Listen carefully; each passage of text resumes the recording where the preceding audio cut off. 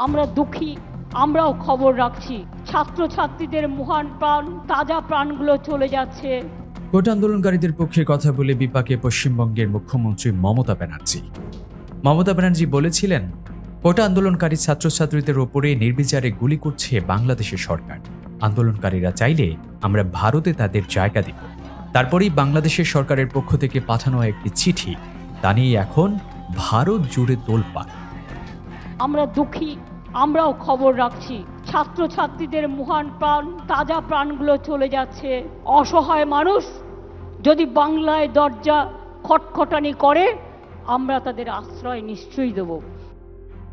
বাংলাদেশকে নিয়ে পশ্চিমবঙ্গের মুখ্যমন্ত্রী মমতা বন্দ্যোপাধ্যায়ের মন্তব্যে রুষ্ট ঢাকা ভারতকে ক্ষোভ জানিয়েছিল।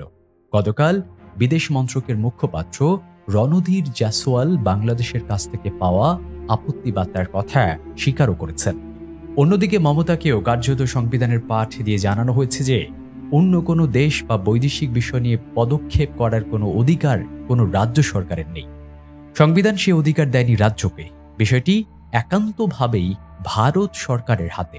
তাই আন্তর্জাতিক বিষয় নিয়ে কোনো রাজ্যের নাক গলানোর কোনো প্রয়োজন নেই বলে কড়া বার্তা দিয়েছে বিদেশ মন্ত্রক। ভারতের বিভিন্ন গণমাধ্যমেও কটাক্ষ করা হয় মমতা বন্দ্যোপাধ্যায়কে। বুঝলাম, আমি বলছি মমতাকে কেন বলতে হবে? হ্যাঁ, কি মমতা কি দায়?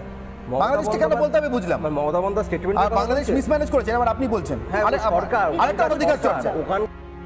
এদিকে দিল্লি বলছে অবশ্য বিষয়টিকে গুরুত্বই দিতে চাইছেন না মুখ্যমন্ত্রী মমতা বন্দ্যোপাধ্যায়।